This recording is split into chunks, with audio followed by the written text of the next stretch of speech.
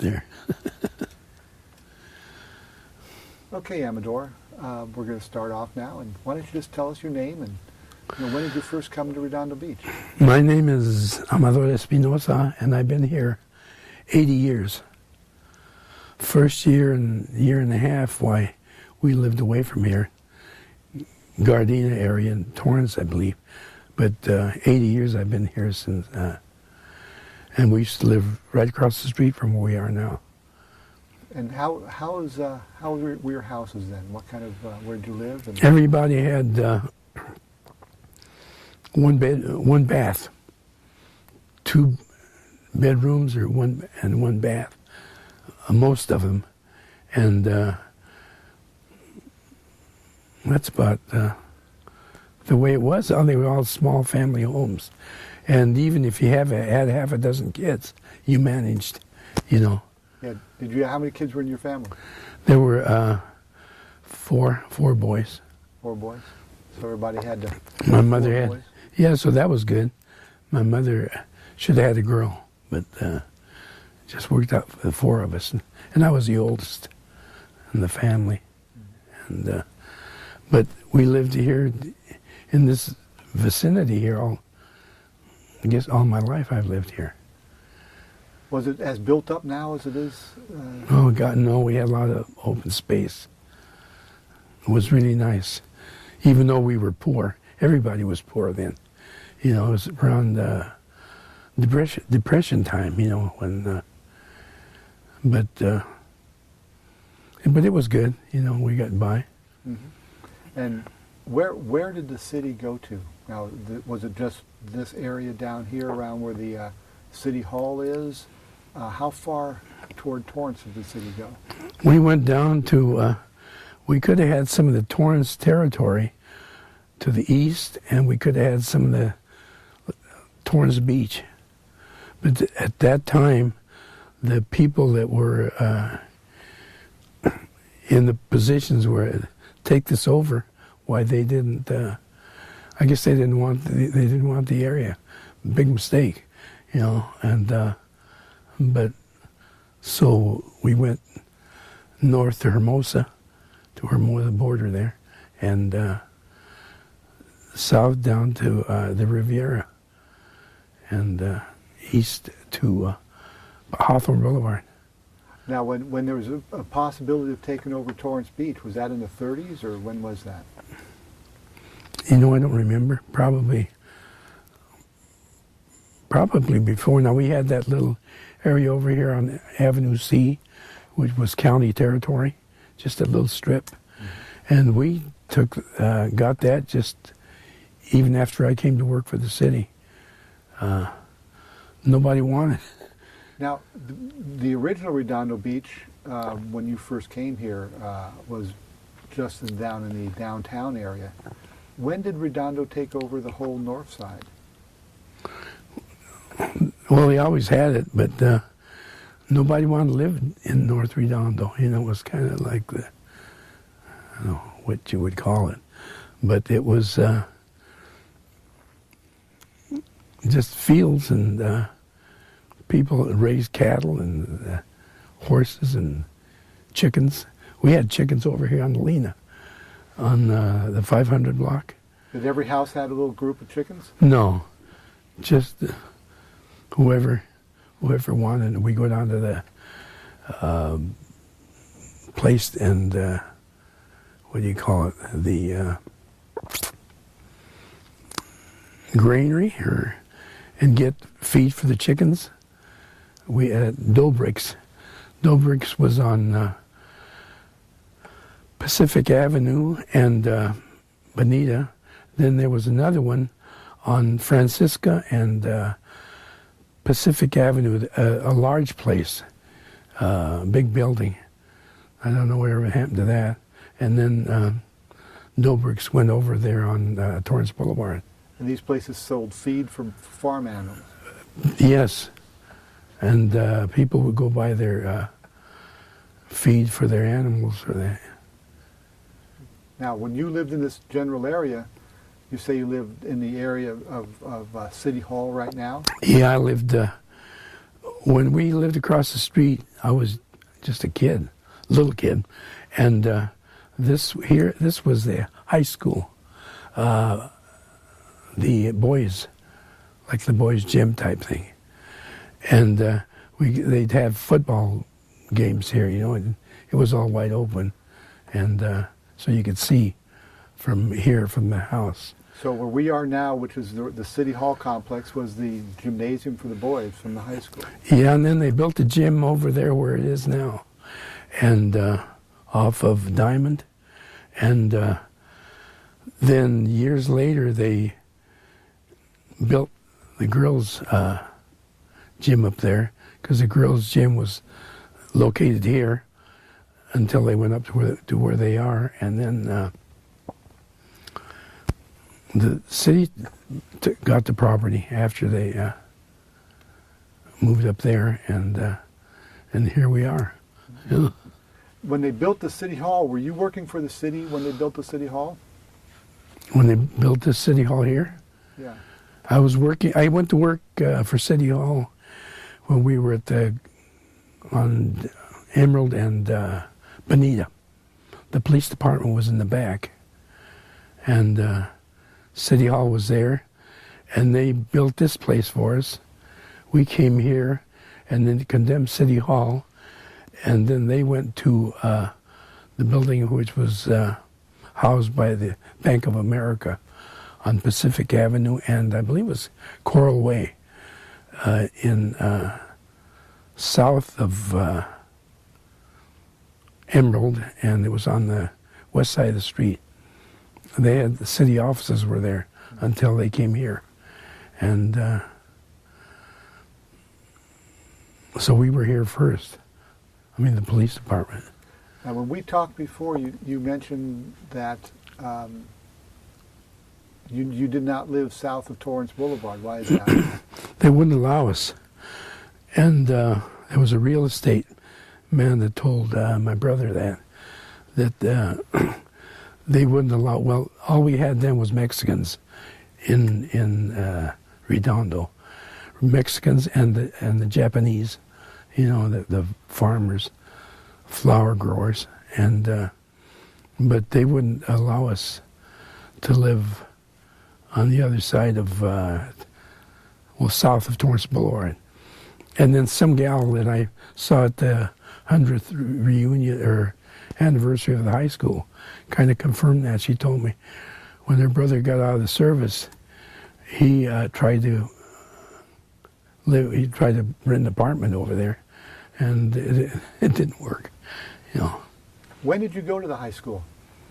I was there. I should have graduated in 41. I was graduated in 42. Toward the end, just about the end of the school year, I had an appendectomy, and at that time it took longer so I had to graduate with a class in the fall, which was good. I played the violin, and I was in the orchestra, and I was a concert master right before I left.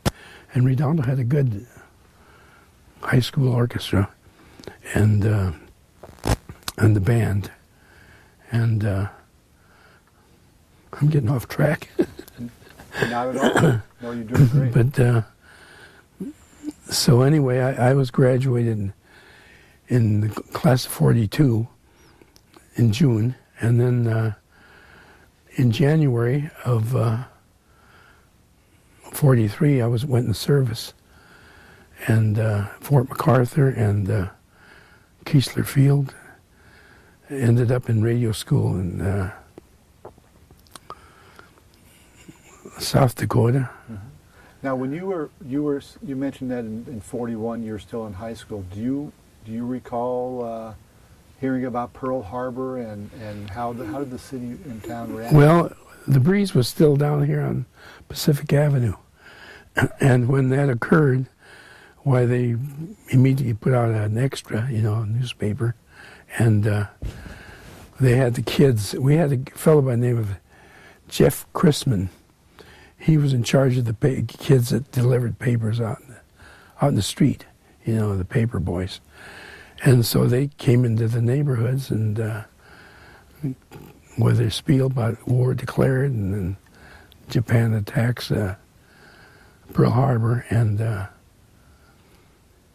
then right shortly after that, then they got on kind of panic time, and so they did everything they thought was right, whether it was right or wrong.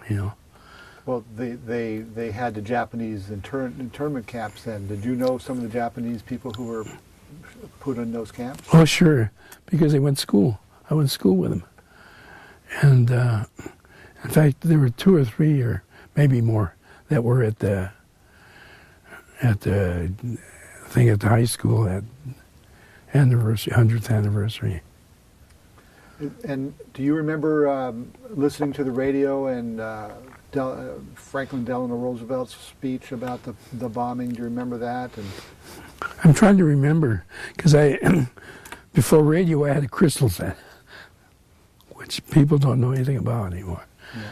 And we could get KNX or KFI, and we had, at the end of the night, they'd play the Lord's Prayer and Ave Maria and that kind of thing.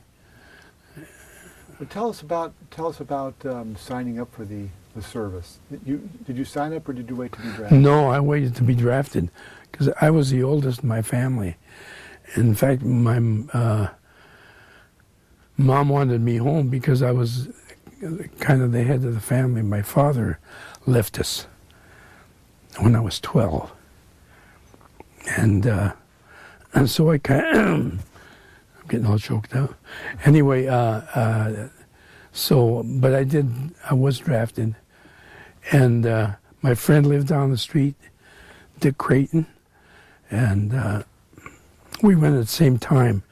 However, he went to, we both got in the Air Force, and he went to gunnery school, and I went to radio school. And so he went overseas before I did. I completed my radio, and then went to gunnery school, and figuring I'd see him in England, because that's where we ended up.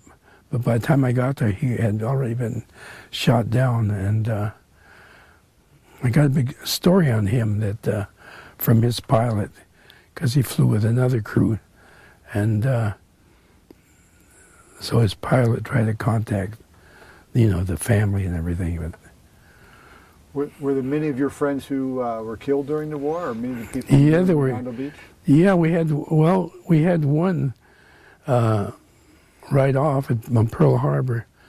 Tom Durning lived right down the street here on Broadway.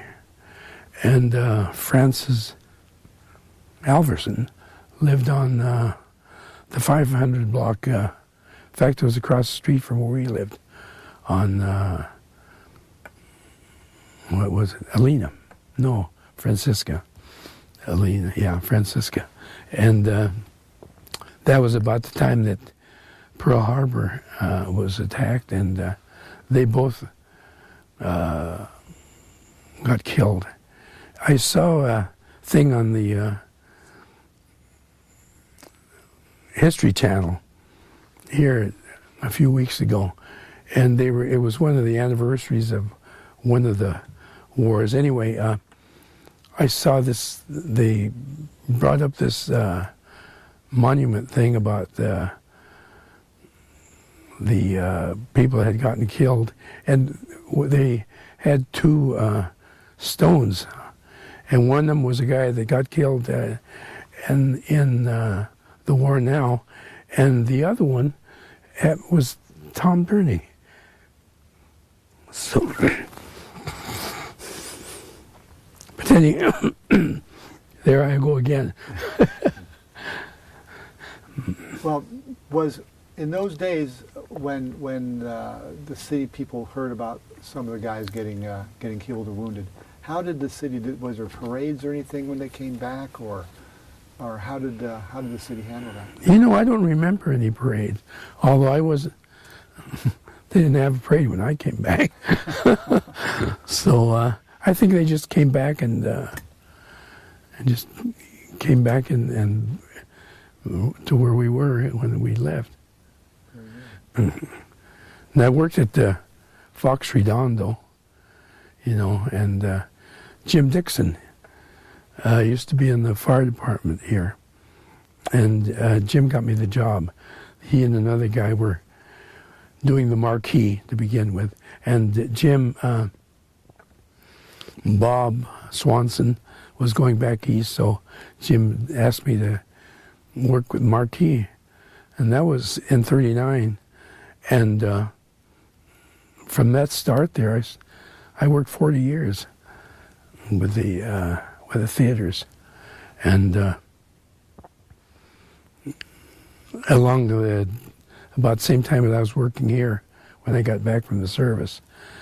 And they allowed me to work my other job because they didn't pay me enough money to support a family, and so I did that.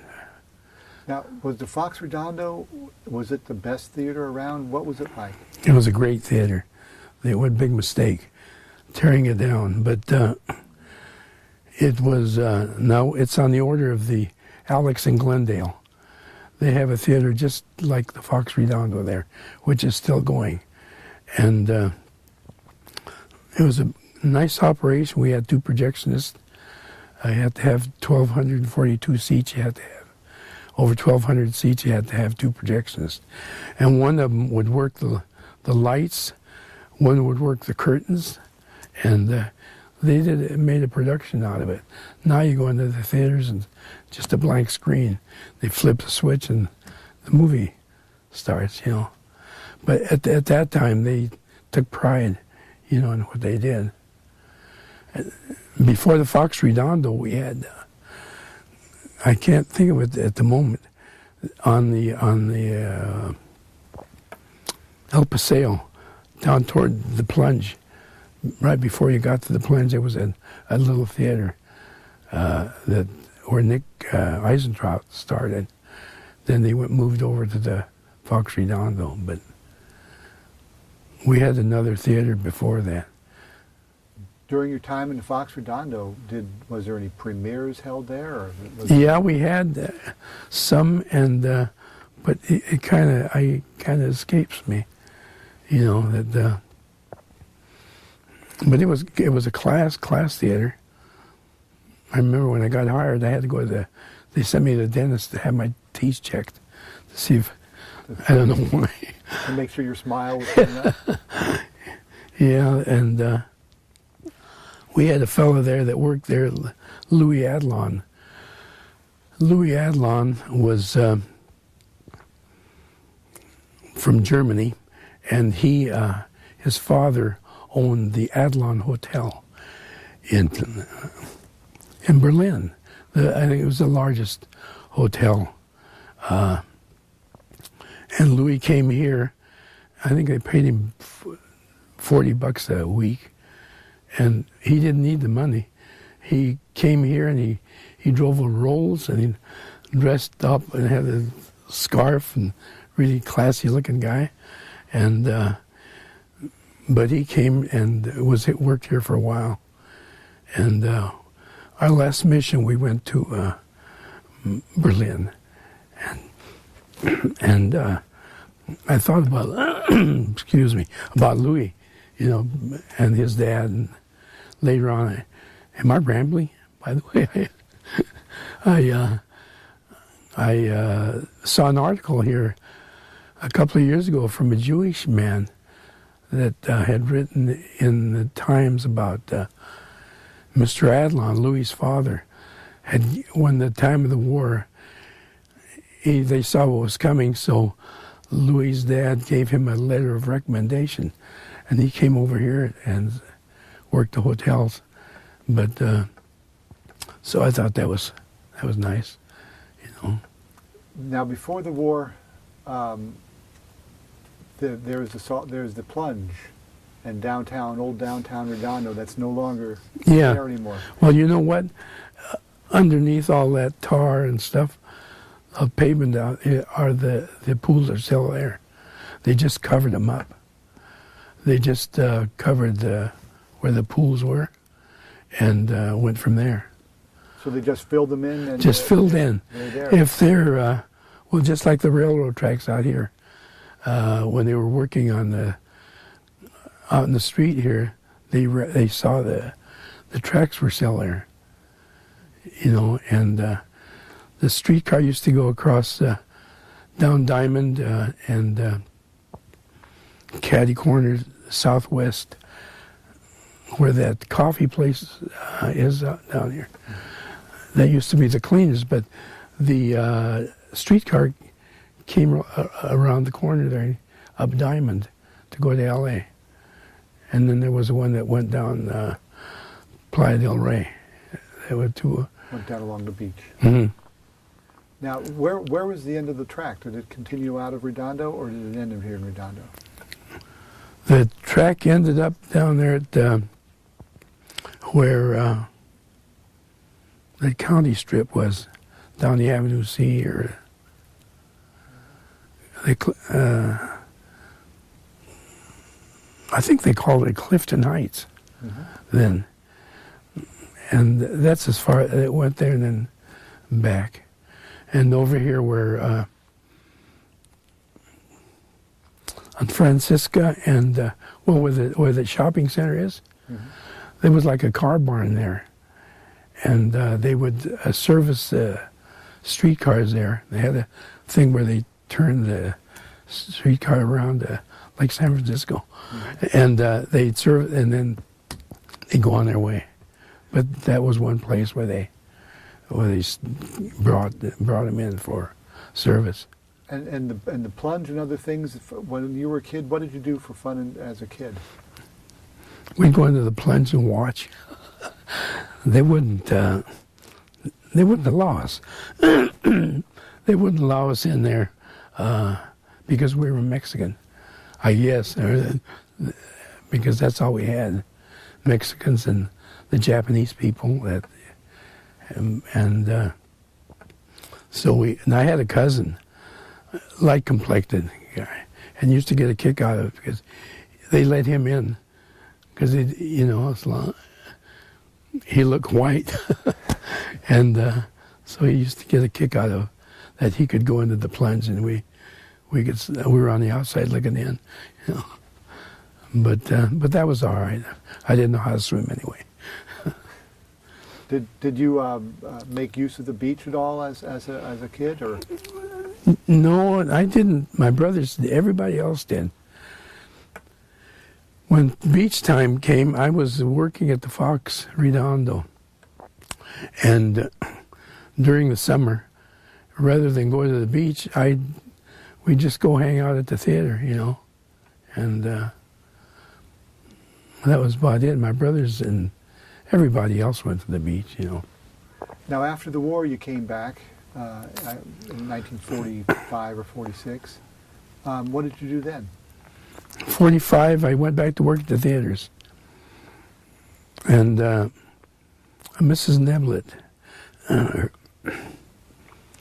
her granddaughter Carol went to Redondo, and Mrs. Neblett wanted Carol to become a violinist as she was, and Carol did for a while, but then she took up singing, and of course Mrs. Neblett had connections and got some good voice coaches for her, and she turned out great. She was an opera star, and so she did well. Her father, I think, still, Norman lives down the avenues, I think, now. Her father was a piano tuner, and he was a pianist to begin with. And my son played violin, and Norman accompanied my son a few times when he had to perform. In 56, was it, you came to work for the city? 1956. And why did you come to work for the city? I finally got a job at the city. I had tried before, and I was working at the Strand Theater, and Harvey Lord, he was a captain at the time, came by the theater, and he knew me. And I had gone to Woodbury College on Wilshire Boulevard when I got out of the service. And Mrs. Neblett was the one that got me to go. Had I known that then, I probably would have gone to a university or college. But it was a business school, and it was quick. And so I went in there and walked the halls, checked the place out. We were the first servicemen to get out of the service, be released from the service.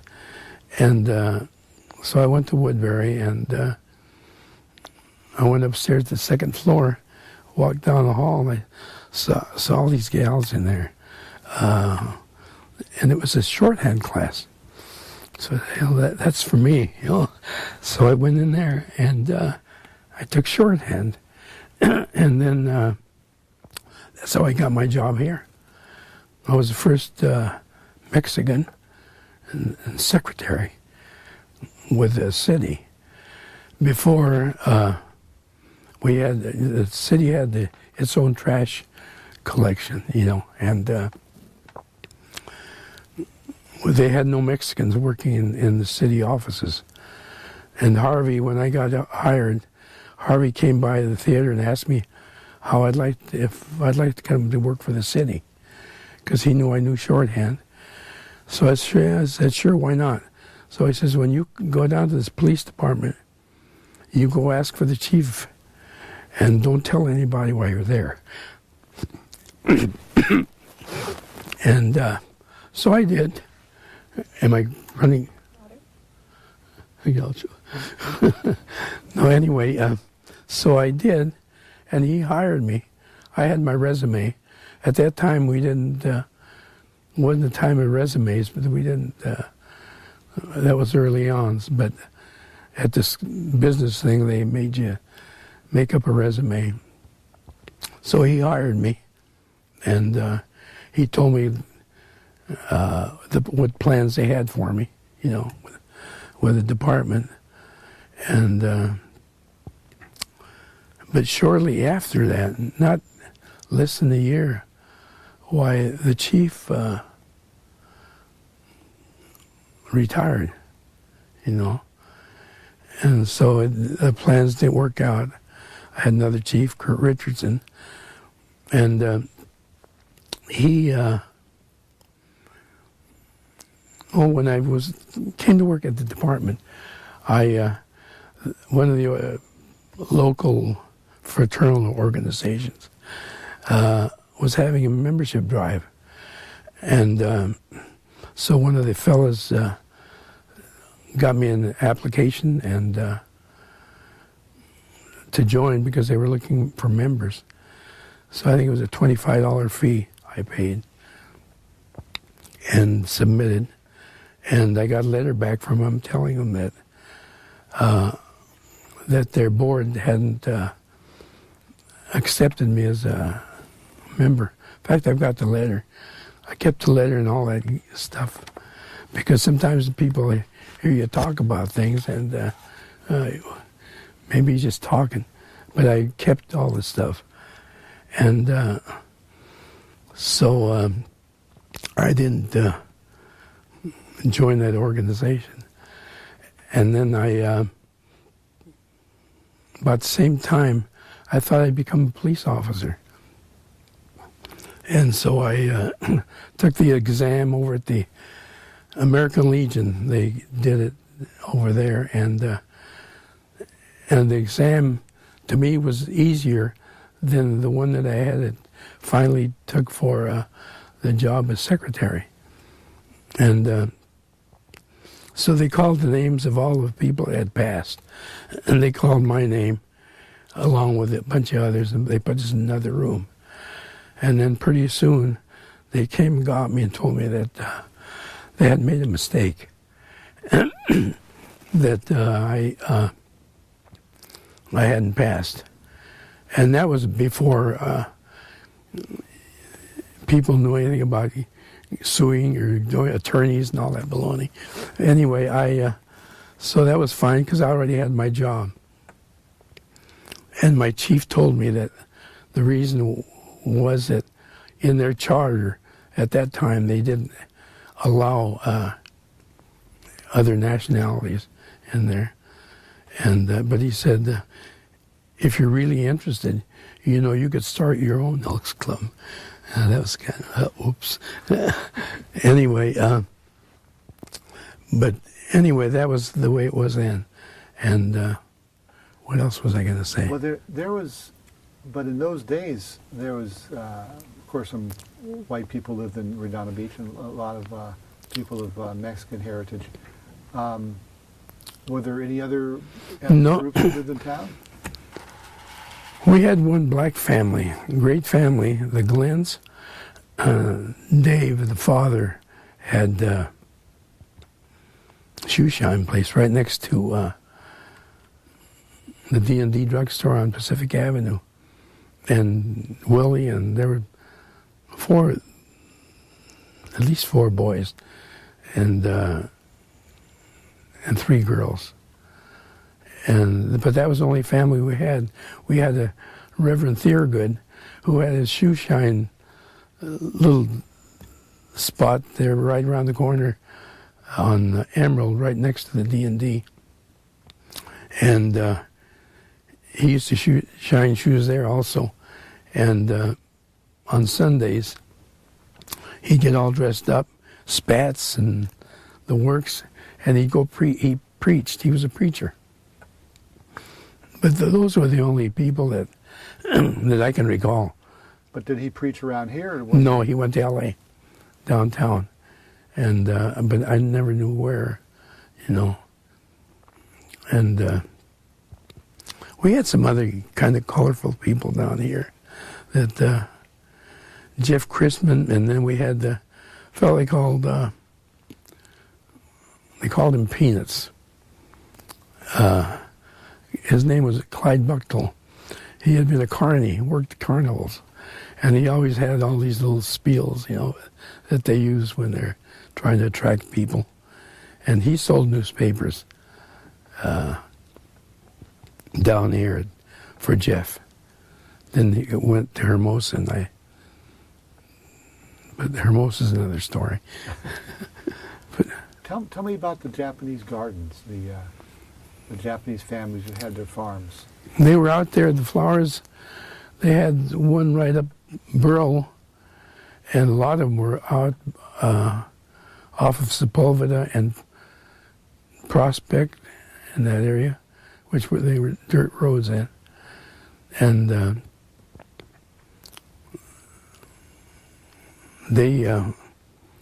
in fact, when my father left us, my mom went to work at the flower gardens. I think I paid her 10 cents an hour, you know. And she had to walk from here, where we are now, down to that was quite a walk. And I remember breakfast time, I'd cook up an egg and add water to it, you know, to make it more for my brothers and I, because it was poor time, you know. Why don't we take a quick break? Boy, I'm just talking to No, you're doing. Well, we're back now, Amador. We were talking a little while before about your times at the police department and getting hired at the police department as the chief secretary. Tell us about how the police department was in those days and how it changed over the time you were there for 40 years. Well, at that time, they didn't make as much money as they do now. And at that time, the fellas were not into money like people are now, you know, but that's society. They would take care of each other and help.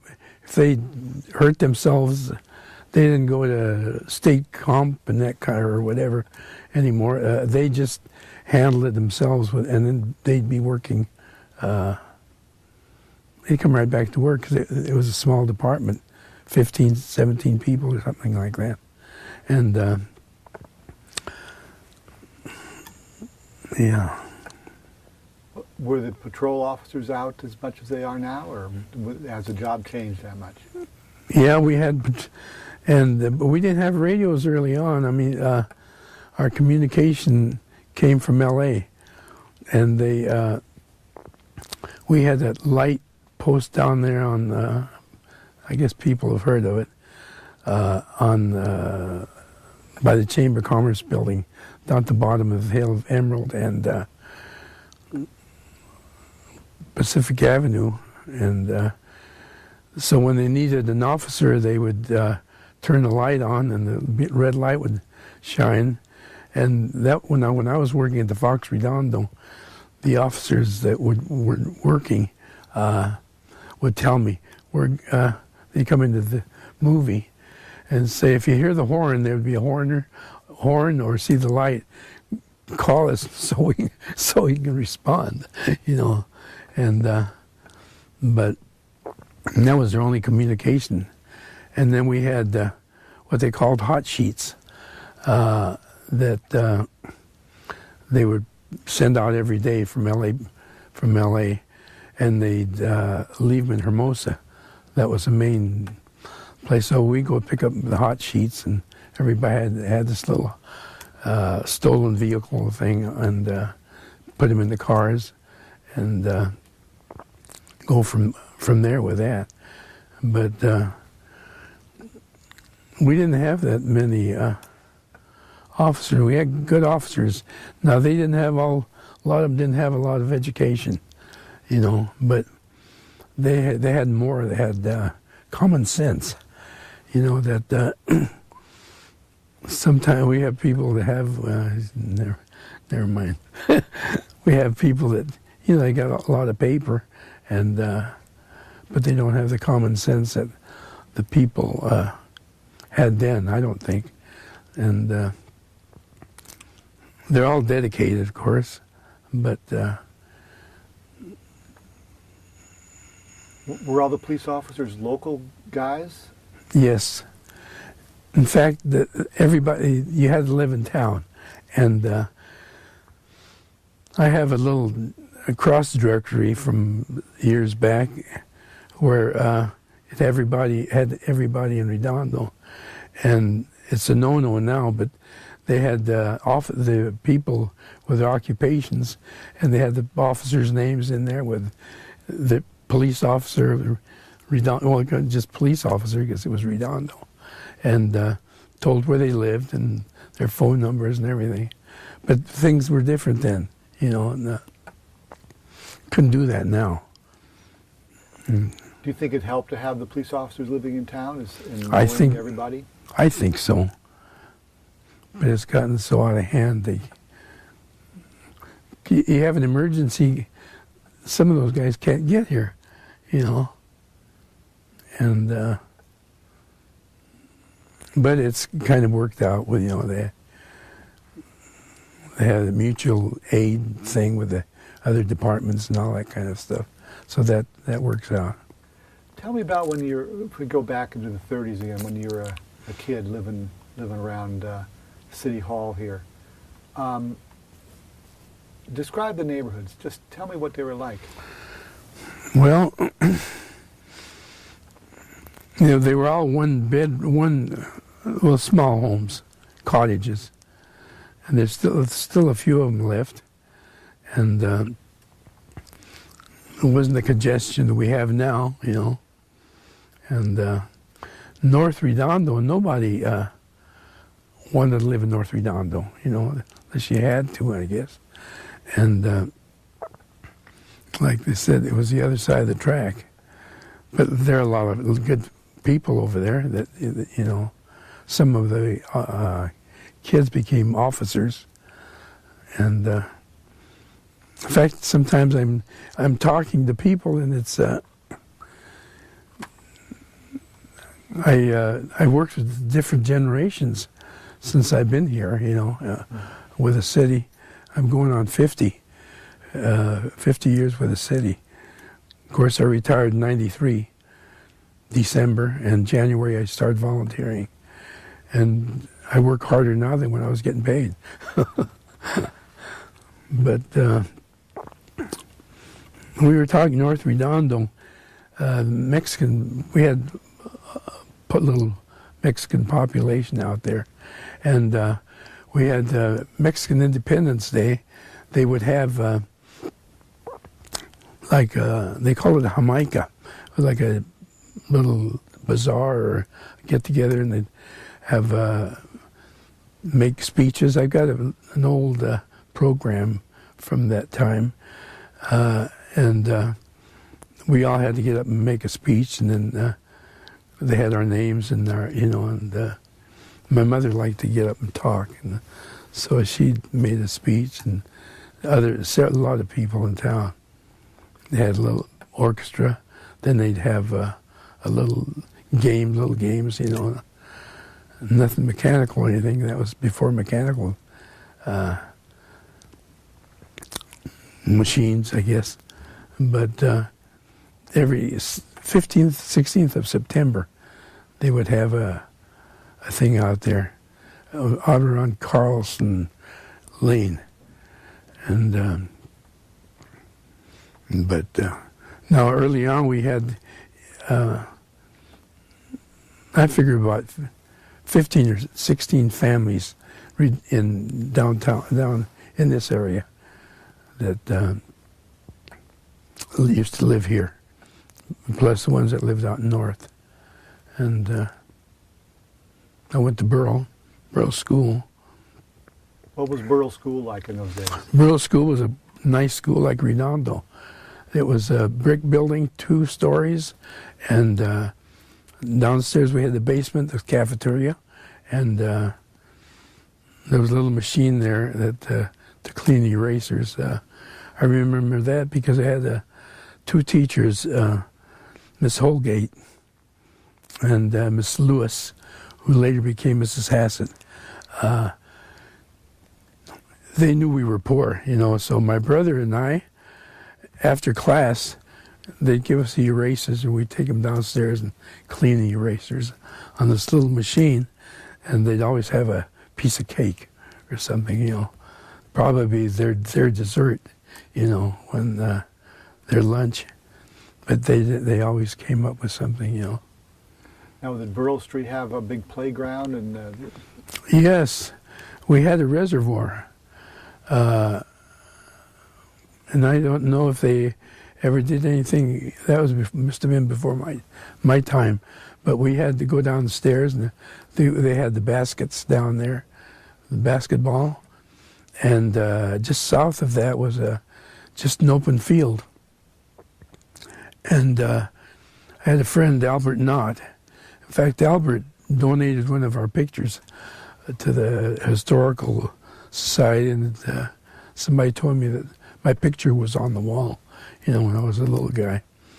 Albert had a pony, and every once in a while he'd get to go out with his pony, and I had never ridden a horse or anything like that, so I got on one time, and Albert gave it a swat, and the thing took off, and finally when I landed, I was afraid of horses after that. But Albert Knott's father worked for the railroad downtown, and he knew our first police chief, Chief Henry, John Henry. And Albert told me that his grandfather had contacted Henry, he knew him, and told him to find a nice spot for him by the beach, a lot, so he'd build. And Henry did that, and in fact the house is still down there. It's kind of like an A-frame. It's on the Esplanade, and I think it's a brick building, but it's a A-frame. And but Albert lives there, and Albert's mom and dad were good people. They lived up here on Alberta, or in north here, up on the north side here, and they had a nice home there. Then they ended up buying some units in Hermosa, a little court on Hermosa Avenue, right where there's a Richfield station. But we always kept in contact with them. We had a councilman here that was in the Air Force, Bill Cameron.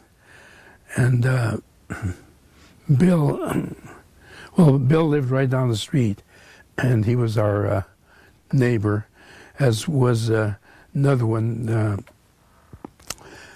Wiltz. Curly Wiltz was a son. Mr. Wiltz was a fire chief here before.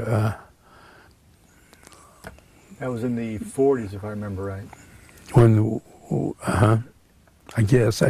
Now, you mentioned Cameron. Was that Captain Cameron from the police department? No, Bill Cameron, another family. He lived with his mother and his sister. His sister worked at the Bank of America down here, and in fact, at the old Bank of America. And then now people only remember the one that was down at the bottom of Diamond here. But there was the other Bank of America before they moved down here. And but Bill was a fighter pilot, and in fact, his group escorted us a couple of times. Our group of B-24s, they were tied in with our. And I saw Bill and my sister Ruby. Bill passed away not too long ago, a few years ago. But what else? Well, I was wondering, when you were a kid back in the 30s and early 40s, tell us about your house as far as the things that you did. Was there telephones? Was that common in the area? Radios? No, nobody had telephones, but or not everyone did. When we lived here, from here across the street from where we are now, we moved to the corner of Broadway and Beryl. We were on the southeast corner. Across the street was a two-story wooden frame house. There was a little store there, and the store was owned by a fellow, Mr. Day. Mr. Day, it turns out to be Foster Day's father, Foster Day of the mortuaries, and then Ron's grandfather. I used to tell Ron, I said, I knew your grandfather before you were born, you know. But he had little milk and bread, little penny candy type thing, you know. And in fact, when we lived across the street from where we are now, I was big enough to walk down to get bread, you know, a dime, I think it was. And then well, tell us. Now you lived right off here on Broadway. That was when there was the old downtown, before the harbor. Do you remember all that happening? And tell us about that. I remember they had kind of a harbor. I mean, it wasn't as. And then they, in later years, King Harbor from Cecil, named after Cecil King, and then from then the city, the engineers, the government extended it and built it up high, so now where the Blue Moon was, it doesn't get all the stuff that they did. It did when it was there originally. Miss the Blue Moon. Anyway,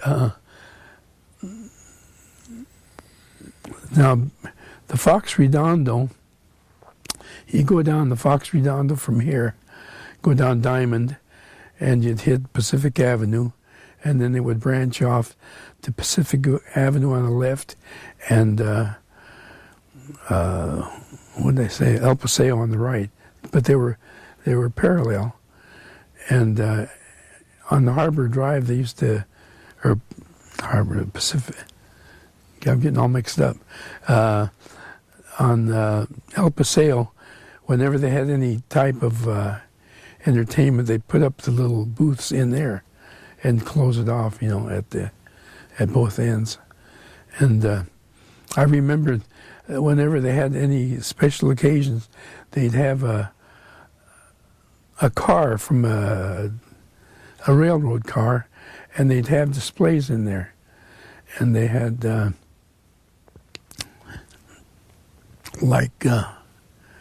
canned things only in jars, kind of decorative jars and things. And you go through there and look at these things. And then the Pacific Electric would have their picnics down here. And of course, it was for them. They had their little ID cards or things that they wore. But we get down there, and every once in a while we get an ice cream from them or something. 4th of July, they had all the fireworks stands down there, and we would go down there, and after the day after, when they were tearing down the booths, just see if we could find a little extra, and we would, then we'd have our 4th of July, But did the city have a large display in those days? No. Big fireworks?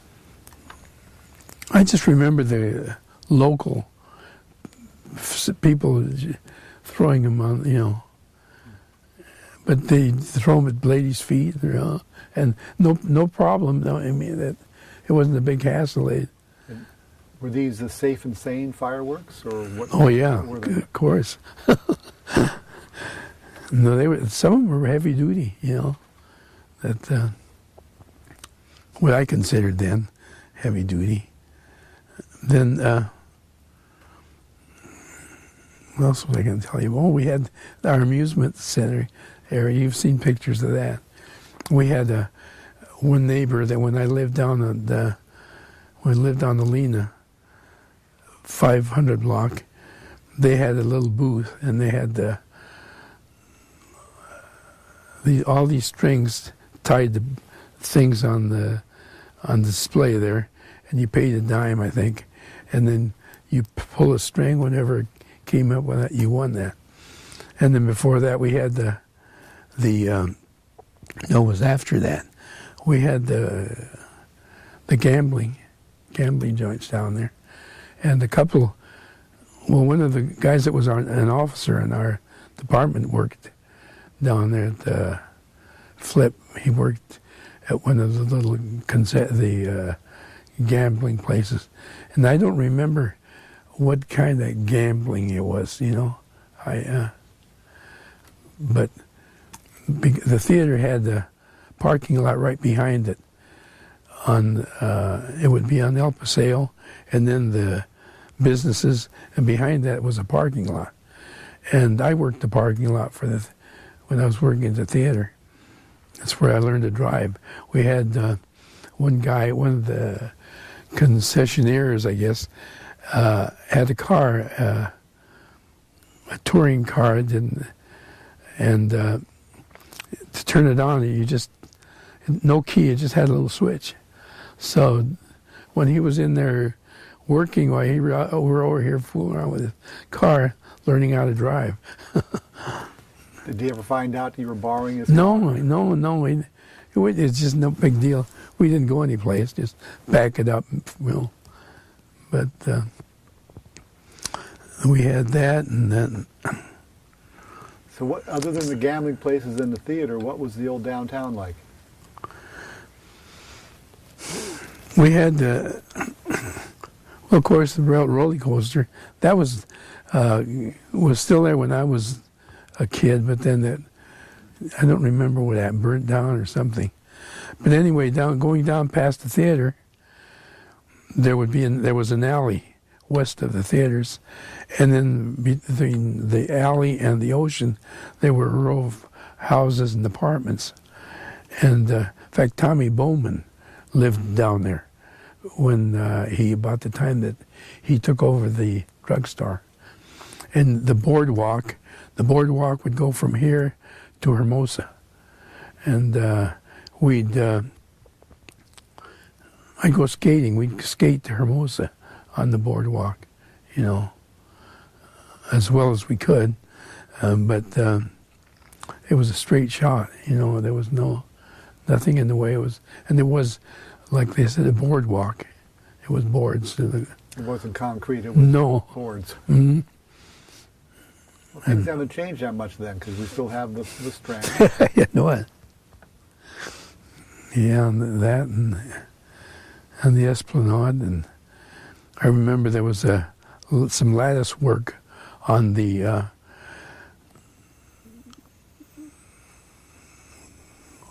off the beach, west of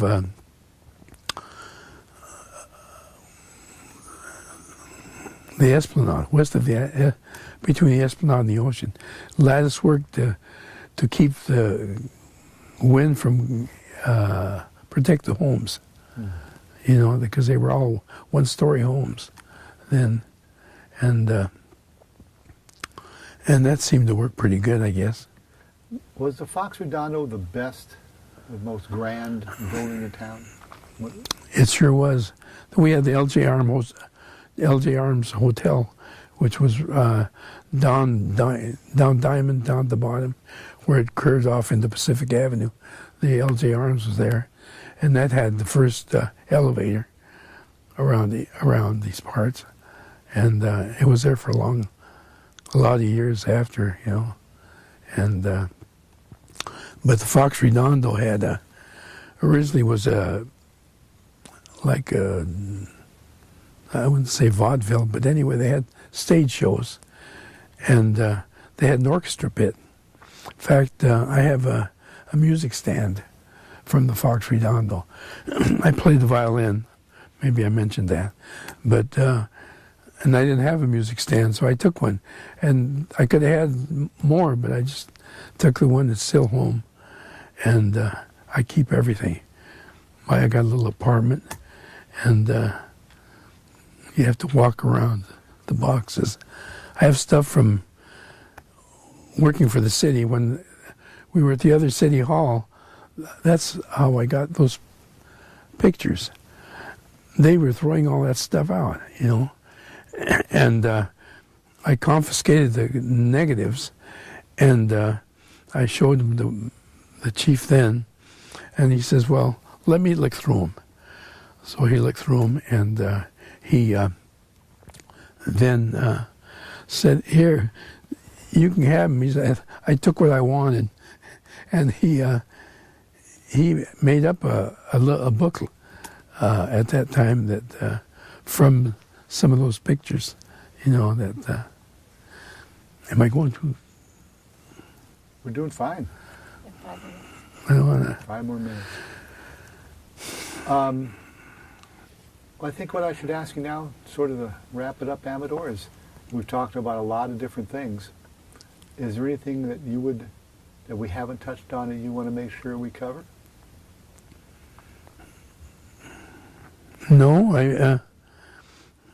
I'm proud that I came to work here for the city, and that I was the first. See, maybe I mentioned it before.